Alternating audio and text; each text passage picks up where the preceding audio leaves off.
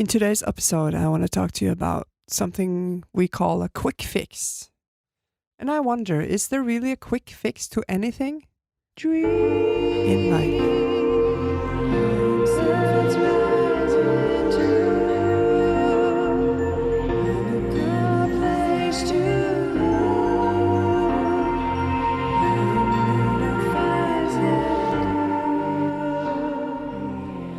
Welcome. You're listening to Catcha Bloom. It's a space for conversations about life, voice, and becoming. Before we begin, let's arrive together. Breathe slowly in through your nose and let the breath fall gently out.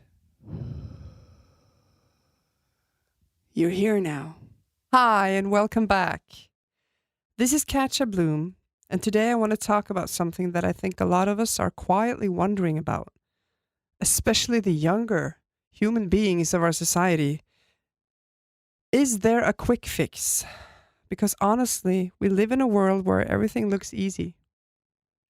People succeed fast. Things go viral overnight, as so they seem. And somehow it starts to feel like we're the ones doing something wrong if it takes time. Have you felt like that? I have many times, and I have to remind myself that things do take time. So what if it's not true at all? What looks effortless is very rarely effortless.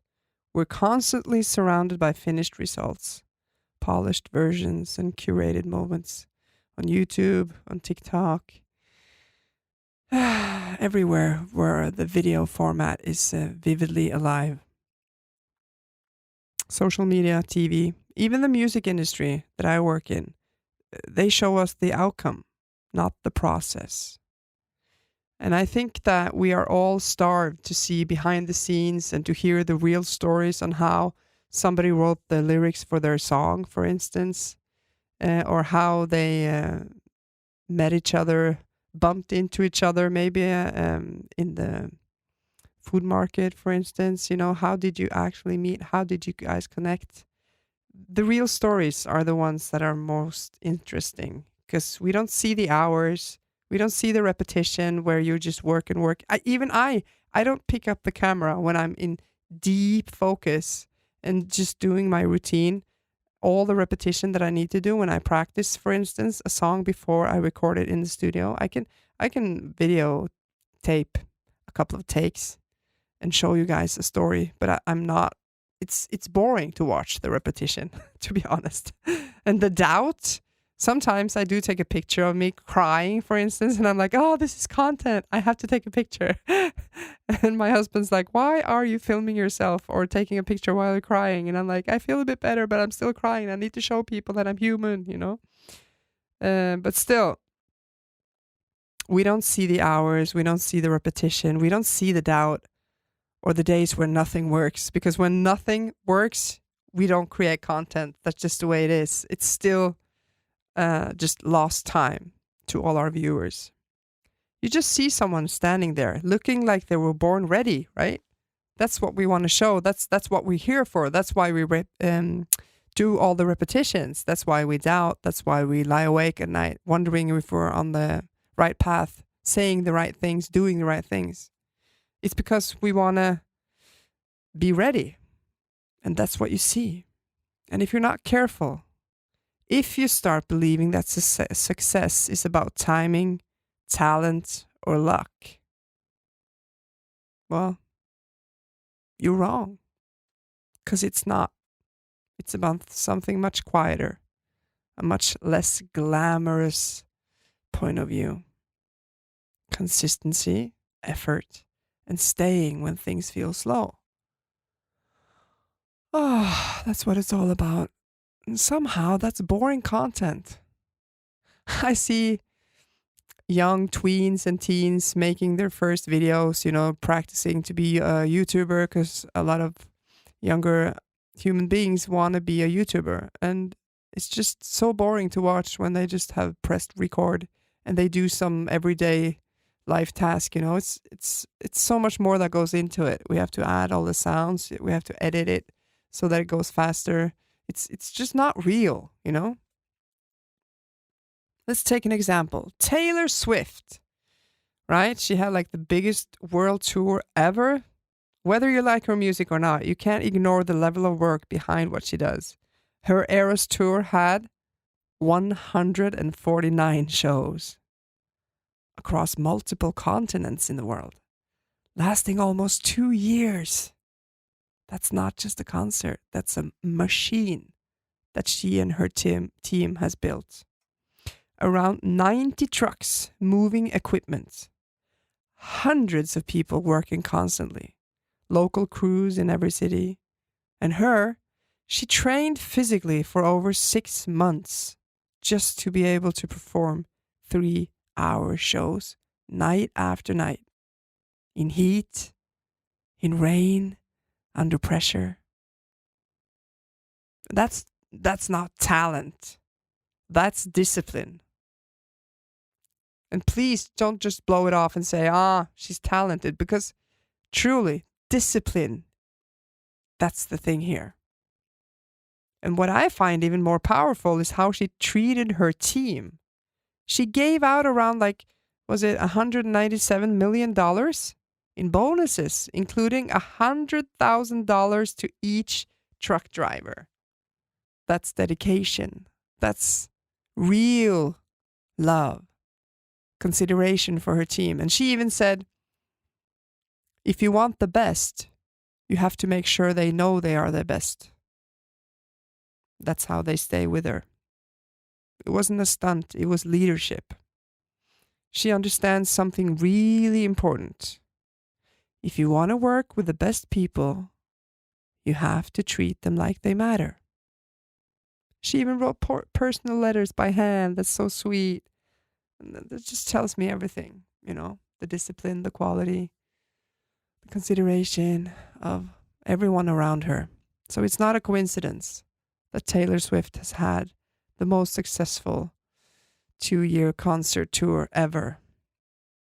So here's the truth, as I see it. What looks seamless is usually built on years of invisible work. Because the world just doesn't show you the messy middle. My messy middle, I'm busy, It's really hard to make content right in the middle of all the mess.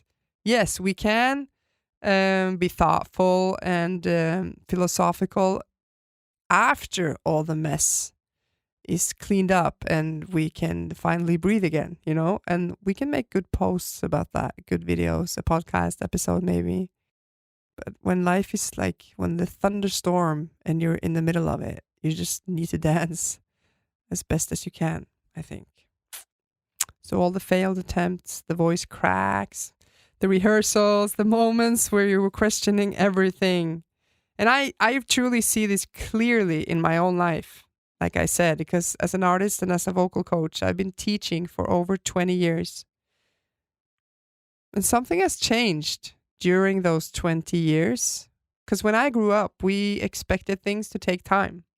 We practiced scales, we followed structure, the song book or the piano, book, and the songs in there. That's what we did. We understood that mastery came after effort. But today I see a big change in my students as well, no matter the age. They can be 9 years old, they can be 17 years old, they can be 35 years old, they can be 62 years old, even 79 years old. They all seem to have the same issue. They expect it to feel easy from the beginning. Why is it taking me so long? I finally booked you as my voice teacher. I thought this was going to be, easy peasy now. 3 weeks has gone by. And I'm like, no, it's going to take you longer than that. Because the muscles need to work. You need the repetition. You need to go after it every day for a long period of time to make a new habit inside your subconscious mind, right? And you need to learn this about yourself, that you have a new quality. You know how to sing these kinds of songs. It all takes time. Life, if it's hard, it must be wrong, right? But it's not wrong if it's hard. Everything's hard when you don't know how to do it. Your body doesn't know how to do the task. You don't know what it's supposed to sound like or whatever you're practicing. It takes time.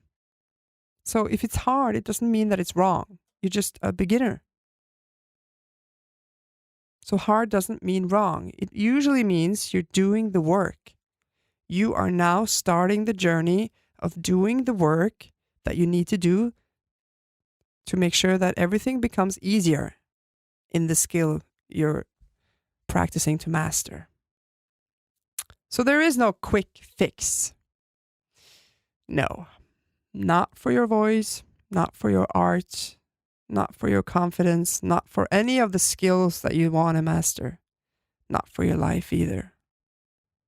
Because everything that truly matters is built slowly. I'm thinking back in the days when they built the pyramids or the architectural structures and the buildings that were made.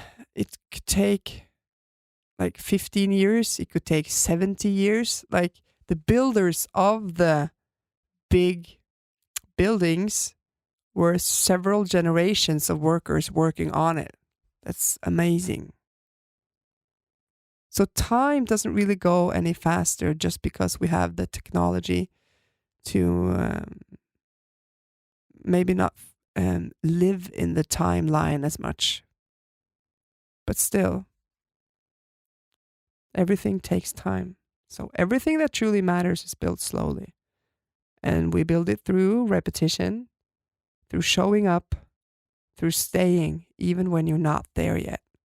And I tell my students, like, to practice, it's a really hard thing to do because you have to use your willpower to do something that you suck at long enough that you don't suck as much. And then you start to master whatever you have been practicing on. And then it becomes more and more fun. And it's like learning to ride a bike. Once you've learned the bicycle and how to use your body on it, you know how to do it the rest of your life. It just takes a bit of time. So maybe that's the part we need to hear more often, that the value is not just in the result. It's in who you become while you're working towards it. So if you've been feeling behind, if you've been wondering why it's taking time, let me tell you this. You're not doing it wrong. You're just in the part that most people never show. And that part, that's where everything real is built. Keep on going. And thank you for being here. All the best from me to you. Love from Catcha Bloom.